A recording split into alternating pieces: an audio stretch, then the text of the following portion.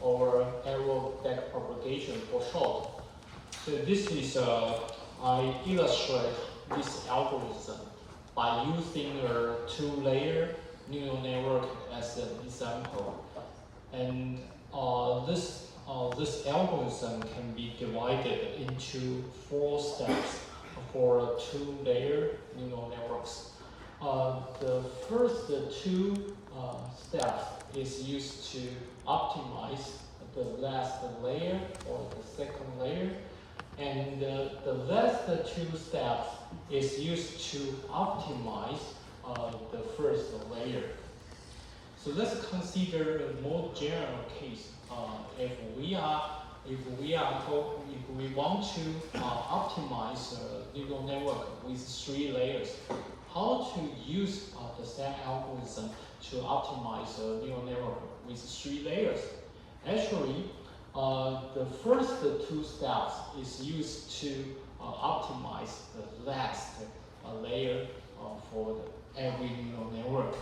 And step 3 and step 4 are repeated for each of the remaining neural network layers.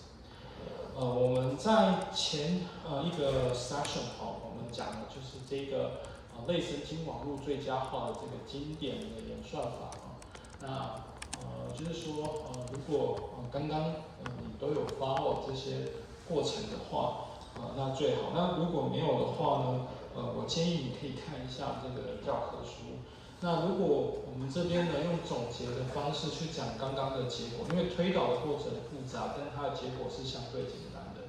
实际上呢，就是只有这4个步骤而已。对一个2层的神经网络来说，那它只有呢第1步跟第2步对类神经网络的最后一层去做最佳化。那第3步跟第4步呢，去对它的这个第1层去做最佳化或者是算它的 gradient 这样子。那今天呢，如果我遇到了一个3层的网络，甚至说夸张一点的，我们今天遇到了一个100层的类神经网络，那我们是不是就不适用这个 arrow backpropagation 了呢？实际上是通通都适用只要是 feed-forward neural network， 通通都适用。其中呢，第1步跟第2步就是去 optimize 最后一层比刚刚的那个100层的例子，它的第100层，它最后呢就是要输出。那输出呢，可以去跟这个ground truth 去算 objective function， 所以它可以重复，它可以使用这2个步骤去算最后一层变数的这个 gradient。那前面99层怎么算呢？第99层呢，就是用 step 3跟 step 4就像这样子的方式呢去 optimize 第99层。那第98层、第97层怎么算呢？就是继续重复 step 3跟 step 4，只是呢它的这个上标的这个 index 呢从第99层变到第98层跟第97层就是这样子做。所以呢任意层数的 feed-forward neural network 通通都适用这个使用这个 arrow backpropagation。那我们刚刚前面有强调就是说为什么我们要说这个是 feed-forward neural network 才可以适用呢？因为如果不是 feed-forward neural network 的话，它里面有 loop第 I 层的东西跑到第 J 层，它第 J 层的输出有可能会跑到第 I 层来。有 loop 的时候没有办法用这个单一方向的导传递去计算。不过幸运的是，就是大部分现在主流的网络通通都是 feed-forward neural network， 所以这个导传递的方法通通都适用。Actually, arrow backpropagation can be applied to other tasks. In the previous section, I used multi-dimensional regression tasks as an example. Actually, arrow backward propagation could be applied to other tasks. So let's look at the other 3 cases we discussed in the first session. We consider regression, one-dimensional regression. In this case, yk and tk are one-dimensional real value. And for binary class classification, we consider cross entropy error, and in this case, T is the ground truth and Y is the output by using logistic sigmoid function. So this is the objective function for binary class classification. For multi-class classification, we still use cross entropy error, and the cross entropy error for multi-class classification is given here. This is its formulation. So EW could be one of them depending on the task you address. Now let's look at the activation function. In regression task, the activation function is identity function. So Y is directly assigned to YK, AK is directly assigned to YK. For binary and the multi-class classification, we use logistic sigmoid function or softmax and the softmax function to convert A to Y respectively. So let's look at the first step using backward propagation. We can, depends on the application, we can choose one of the population for the objective function. On the other hand, we can choose the activation function for each of the tasks. So as you can check, by using chain rule, there are two terms. The E by the YK, as you could check, if we use each of them, we can calculate less time because E is differentiable with respect to YK in each of the three formulations.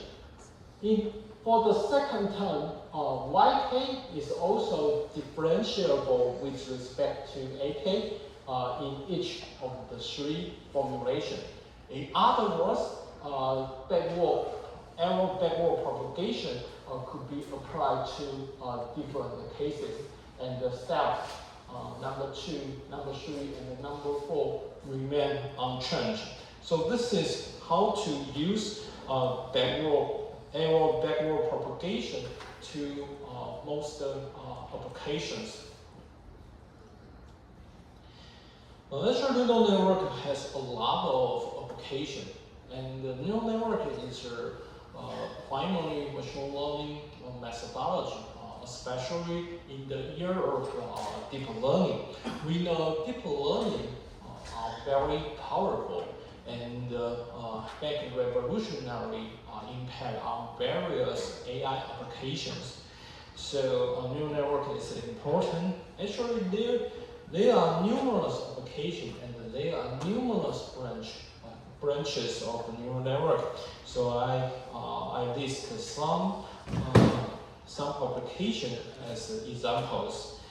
Actually, neural network can be applied to face detection. This is the network architecture. We can use the variant of neural network to carry out face detection. We can automatically detect faces in a given image. This is the application. Also, in the famous branch of deep learning, it is called convolutional neural networks. If we consider neural network without fully connected layer, we can construct a so-called convolutional neural network. Here is just an illustration or an example. It is a layer-wise architecture, just like neural network. In earlier neural layers, it can be used to extract low-level feature such as edge or corner or some particular color in a given image. In the mid-level features or in the high-level stages, we can extract more powerful, more structured features for given categories, such as car. We can extract some particular patterns or visual part in the category car. So based on the extracted feature, we can control a very powerful classifier by simply use softmax function. Here is another example to use convolutional neural network to carry out recognition, segmentation, and detection. Okay.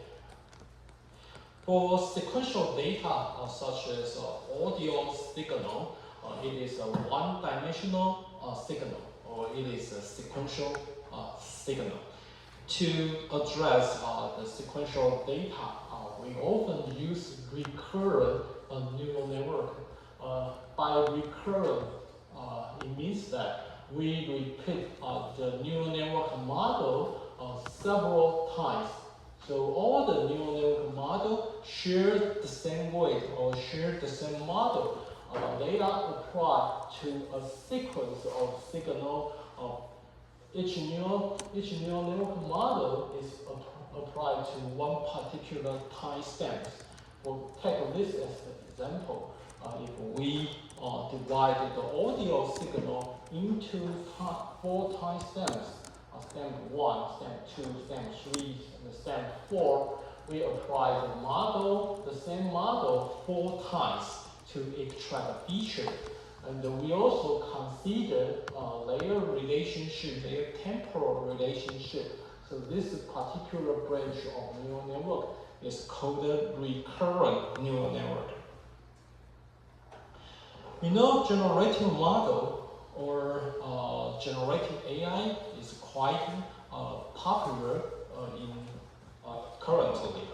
So let's consider one particular branch of neural network model. It is called generative adversarial network.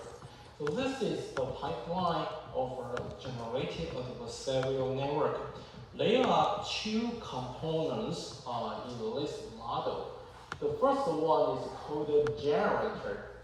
It is used to generate data, generate fake but photorealistic data from noise. Okay, so this is called a generator. Actually, it could be a neural network model.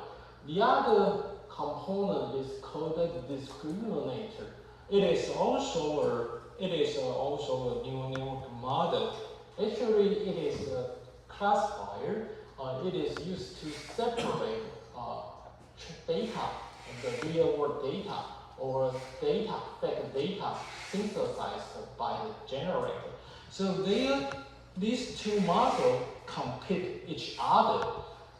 Generator want to generalize fake data, they can fool the discriminator. On the other hand, discriminator would like to separate real data from the synthesized fake data. So during training, we consider an alternative way to train the 2 models. In the first stage, we fix the generator and optimize the discriminator. In the second stage, we switch layer loads. We fix the discriminator and optimize the generator. After iterative optimization, the 2 models become stronger and stronger. Finally, we can have a reliable generator. They can generate new image. They look like the real world image. Here are some examples. Those faces are not real faces. They are synthesized or they are generated by using a generative adversarial network. This is a video version synthesis. This is a video synthesized by a generative adversarial network by given its corresponding segmentation mask. 后面只是举例考试不会考这些啦，就是neural network 它的应用很广那因为我本身是做电脑视觉的，或者做人工智慧的，所以我举了一些就关于这种这种影像辨识啊，或者是这种声音辨识啊，或者是一些资料生成，使用类神经网络来做的这样子。Okay, so about the neural network chapter, please refer to chapter 5.1, 5.2, and 5.3 in the textbook. Any question about neural network?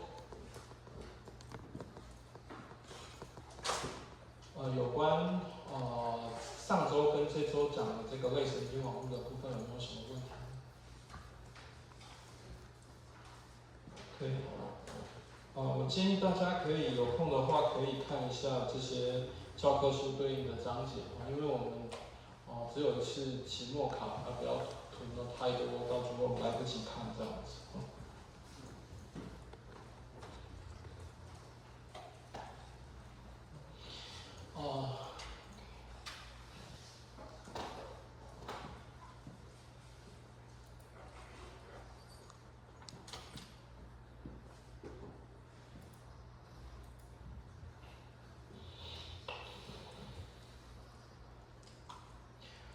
Okay.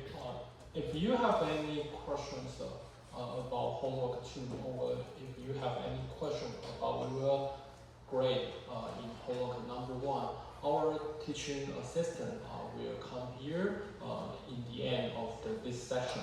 So if you have any questions about homework 1 and homework 2, you can come to ask them. In the following, I'm going to talk about a new chapter, ensemble method. It is also an important branch of machine learning methodologies. Actually inspired by this term ensemble, you can consider that we can improve the performance of machine learning model by combining a set of complementary basic machine learning submodels. So this is the major characteristics for methods in this category, ensemble method. Take some classifiers as an example. If you can learn a neural network model as a classifier, you can use feature linear discriminant as a classifiers, or you can learn a decision tree for a classifier. Can we combine the 3 classifiers to yield a more powerful classifier? So this is the major spirit for method of this category. So in this chapter, I divided the content of this chapter into 4 parts. According to the outline, I'm going to talk about 3 representative ensemble algorithms, including ADAPTers, Bagging, and random forest. They are 3 representative methods of this category. They provide systematic and efficient ways to combine multiple classifiers. Among them, Bagging and random forests are developed based on tree-like classifiers. Therefore, in the second part of this chapter, I'm going to describe intuitive and simple classification methodology called a decision tree. Given a set of data, how to construct a decision tree. This is the focus of the second component. And in the last 2 parts, I'm going to talk about how to use Bagging or random forest to construct multiple diverse decision tree, and how can we combine the generated decision tree to yield better performance of classification. To begin with, let's talk about ADABoost. The authors of ADABoost include Friend and Shapiro, and this work was invented in year 1995. ADA boost is used to ADA boost is composed of two terms, adaptive and boosting. So let's look at the meaning of the two terms. First of all, let's consider boosting. Boosting is one particular category of machine learning algorithm. And the goal of boosting is to construct a strong classifier. We use this term to indicate the ensemble classifier, a strong classifier, and how to construct this single strong classifier. Actually, it is achieved by combining multiple weak classifiers. In the literature of ensemble learning, sometimes weak classifier is also called a weak learner, and the strong classifiers is a linear combination of weak classifiers or weak learners. So this is the definition of boosting. Our goal is to learn a strong classifiers. How to learn this strong classifier? We would like to combine multiple weak classifiers in a linear way. So ADA boost is one particular instance in this family, in the family of boosting. So it is a particular boosting algorithm.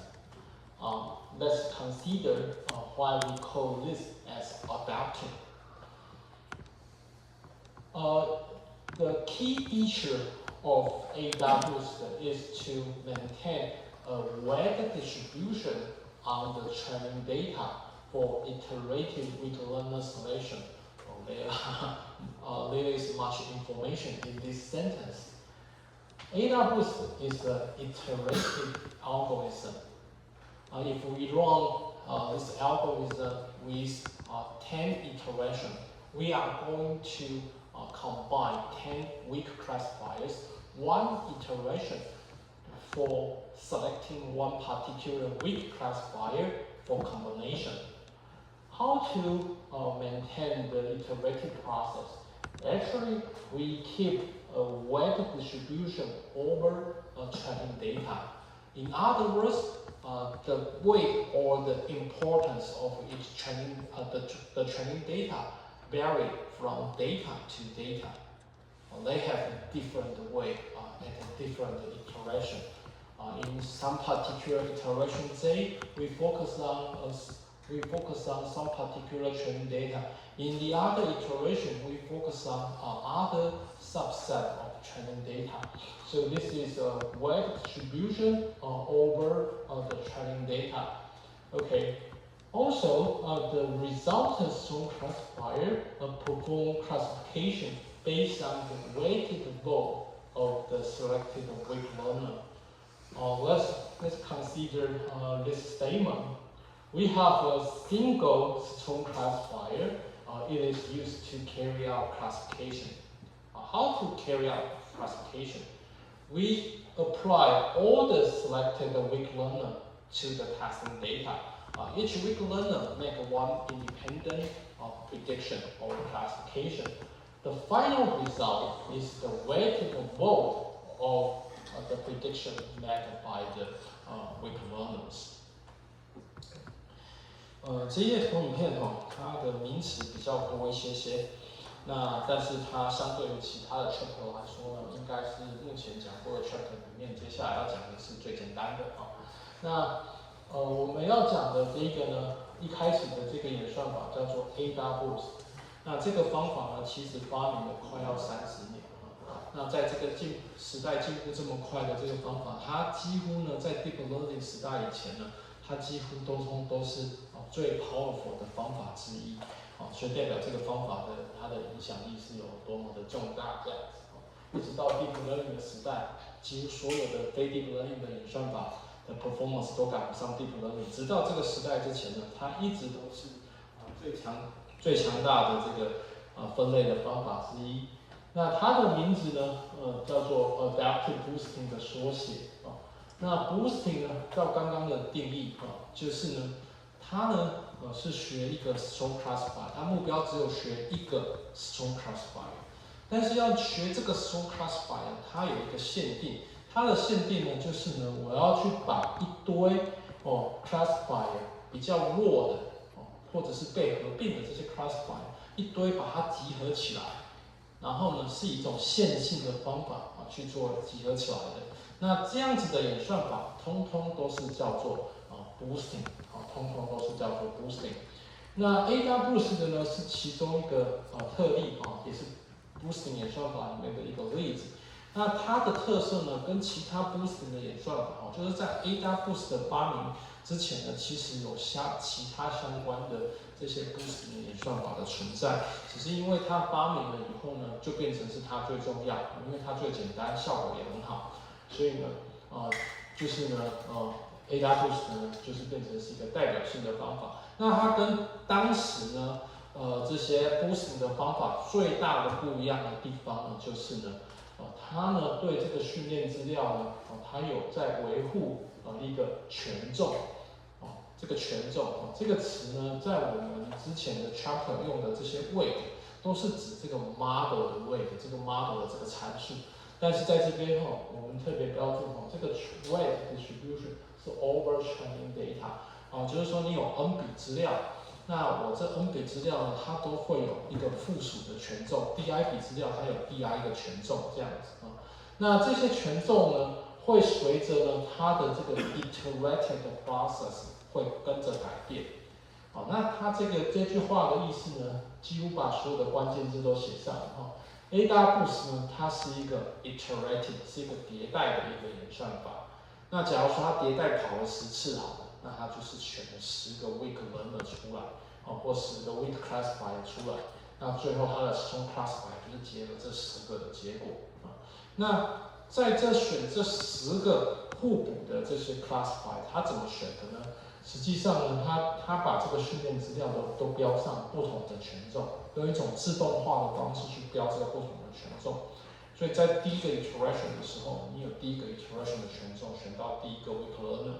那接下来呢，我们在第二个 iteration 把这个权重做一些修改以后，那它就会选到第二个 weak learner 不一样的。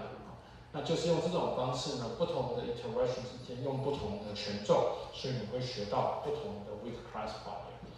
那最后呢，他学完了这个分类的结果呢，就是根据你所选出来的这10个，或者说你选到了这个 weak classifier 预测的结果呢，去做这个投票但是它的投票呢，也不是每一个 classifier 权重都一样，它的这个 classifier 它有一个相对的权重，你选10个。它就有10个不同的权重，所以呢，在这边呢，一开始看AdaBoost有时候会觉得，怎么这边也有 weight， 这边也有 weight， 实际上真的是有2组不同的 weight，一个是放在 training data 上面的 weight， 另外一个 weight 是放在这个选完的 weak learner 上面。等一下它的 formulation 看到它就会变得清楚。Okay, so let's consider the formulation of AdaBoost. In this slide, I changed the notation of for the classifiers. So, on the left-hand side of the slide, let's consider the so-called weak learner or weak classifiers. We use lowercase h to indicate a weak classifier or weak learner. In the following, I'm going to use the two terms interchangeably. So H1 is the first weak classifier. And in this test, we consider binary classification. So the output, if we apply H1, the first weak learner, to one particular data point, the possible output include either +1 or -1 for two classification. Okay, so this is the formulation of the first weak learner. If we want to combine multiple weak learner, we use the subscript to index the weak learner. The lowercase h capital T is used to indicate the last selected weak learner. So this is used to indicate the resultant strong classifier. I use capital H to indicate the strong classifier. Superscript here is used to indicate that this strong classifier is composed of capital T weak learner. Okay, so this is the formulation of the strong classifier. Given data for classification, we apply the strong classifier to the data, and its formulation is given here. So let's look at the formulation. First of all, let's consider the formulation inside the parentheses. Since this strong classifier is composed of capital T, a weak learner, and we know the classification is carried out by weighted mode. So we need to use each of the weak learner to carry out classification. So H T of X as indicated here, it is the prediction either positive 1 or minus 1 for binary classification. And each weak learner is associated with a weight to indicate the relative importance among the weak learner. Therefore, this is the majority mode over the weighted mode because we consider the sum of the weighted mode. The value is either positive 1 or negative 1 for each of the weak learner. So as you can see here, if the decision value is larger than or equals to 0, this data is predicted as class, is predicted as positive, otherwise negative. Therefore, we use the sign operator here. If the value inside the parentheses is non-negative, the result is predicted. The result is positive. Otherwise, it is negative. Okay. So weak learner and the strong classifier are designed to carry out binary classification. Either weak learner or classifier, a strong classifier is designed for binary classification. And each weak learner is required to perform better than random guess. I'm going to specify this requirement later. According to this statement, our requirement for each weak learner is minimal. We just require the weak learner to perform better than random guess. So what is the performance of random guess for two-class classification?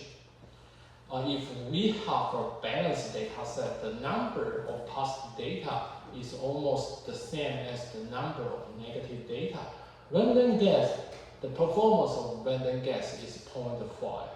So we require that each weak learner whose performance has a performance higher than 0.5.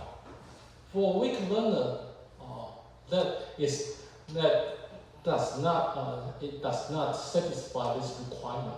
It is simple. We can just switch its output. We can have a performance better than random guess. Okay, so the strong classifier is a weighted combination of the weak learner. As you can see, the classification result of the strong classifier is the weighted combination of the weak learner. 这页图片主要就是在讲这个 ADA-Boost 它的这个 formulation。这个 ADA-Boost 它的这个 formulation 那我们从这个刚刚讲的这个 notation 因为比较简单这边中文就不太重复。那但是呢，结论就是呢，不管是 weak learner 或者是这个 strong classifier， 它的设计的目标都是来做二元分类你看到这个 weak learner， 它的输出也是只有1跟-1而已，只有2种情况，它是说在二元分类。那 Strong Classify 它结合了这些weak learner， 它也是在做二元分类的。那第二点它要讲的是什么事情呢？第二点就是说呢 ，AWS 这个方法相当的 general。那它只要求就是说，这个每一个 weak learner 的 performance 它的这个 weak learner 它的这个分类的这个效能比随机乱猜还要好还要好一些些，这样子就可以跑它的这个AWS 的演算法那因为它都是暂时我们都先讨论二元分类的问题，那随机乱猜它的 performance 是多少呢？随机乱猜在二元分类里面它的正确率是50%如果你的这个positive 跟 negative 就 class 1跟 class 2的这个训练或测试资料大致上是一致的话，它的 performance 就是50%。就你乱猜你就会好像直筒榜一样乱猜你大概就是会有一半是猜对的。那我们要求的是这些 weak learner 你要选的这些 weak learner 呢，只要比这个乱猜的结果来得好，这样就好了那乍听之下你会觉得，他是不是把一些超级烂的weak learner 滤掉呢？就是他把一些小于这个 performance 比随机乱猜还要差的 performance 滤掉了。但实际上呢，我自己的认为是他一个都没有滤掉为什么呢？你今天呢，如果你有一个分类器在这个二元分类里面呢，它的效能是比50% 还要差的。假设说它今天的它的正确率就只有40% 而已，二元分类问题，然后 Class 1跟 Class 2差不多的情况之下，它的这个正确率只有40% 的情况之下，那同一个分类器我只要把它的这个输出呢，把它做一个 switch， 就它预测是正的，我就把它改成是负的。那反过来，它预测是负的，我就把它改成是正的。我把它 switch 这个结果以后，它马上它的 performance 就变成是60%。所以任何一个几乎就所有的，简单来说就是几乎所有的这些分类器，通通都可以被 AWS 来使用。那最后一句话呢，其实就是根据这个数学是它对应到的这个英文的叙述啦。就是呢，你可以看到这个每一个 weak learner 它输出来的结果就是正一或负一。你把0当成是中性的值，那要么就是它投这个负一这是第二类一票，或是投它正的正一这个类一票。那但是呢，它每一个 weak learner 它实际上有一个实数值的一个权重，也就是说这个 weak learner 呢，它实际上有的比较重要，有的比较不重要，所以它叫做 weighted combination， 或者是叫做 weighted vote。那最后呢，它看出来这个Strong Classify 也会这笔资料它分成正还是分成负呢？实际上它是使用这个 sign 这个 function。这个 sign 这个 function 呢，它的定义就是呢，它的输入如果是非负的就是0或者是正的东西的话，它就是分类成正的，那反之它就分类成负的Okay, so this is the output formulation for AWS. In the following, in the next week, we are going to talk about how to train the AWS classifiers, including how to select the weak learner and how to determine its weight.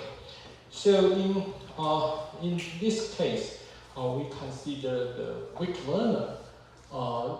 How to control the weak learner? The only requirement is that each weak learner candidate should be better than random guess. So we have a huge pool of weak learner to be selected. In some example, each weak learner can be constructed from a single feature dimension. Each training data is often represented as a feature vector. For each feature dimension, we can construct a weak learner, but we can specify detail later. So we have a lot of weak learner. So how to select a small subset of weak learner to construct strong classifiers, and how to determine the corresponding feature, how to select the the strong and the complementary feature, and how to train the weak learner to carry out binary class classification, how to determine the value of threshold, and how to manage the weight of training data, and how to find a weight for each weak learner. Actually, there are many questions in this slide, and AdaBoost can answer all the questions in a single algorithm, which can the algorithm is listed in a single page slide. So I'm going to talk about the details next week. 我们今天呢做一个总结就是我们接下来要讲的是一个 AdaBoost 的演算法它很有名。那它听起来刚刚我们说的要怎么决定 weak learner， 要怎么决定资料的权重，要怎么决定这个 weak classifier 的权重呢？虽然它很有名，但实际上它很简单。其实我还蛮喜欢这种演算法，就是它使用一页的投影片呢，就可以把所有的问题通通都回答好。那我们下一周再讨论这些，因为时间的关系如果你作业1、作业2有问题的话，等一下再3分钟，那个助教应该就会过来这边可以下去。So it is about time to resting up. If you have questions about your homework assignment number 1 and number 2, please stay here. Our teaching assistants will come to the classroom.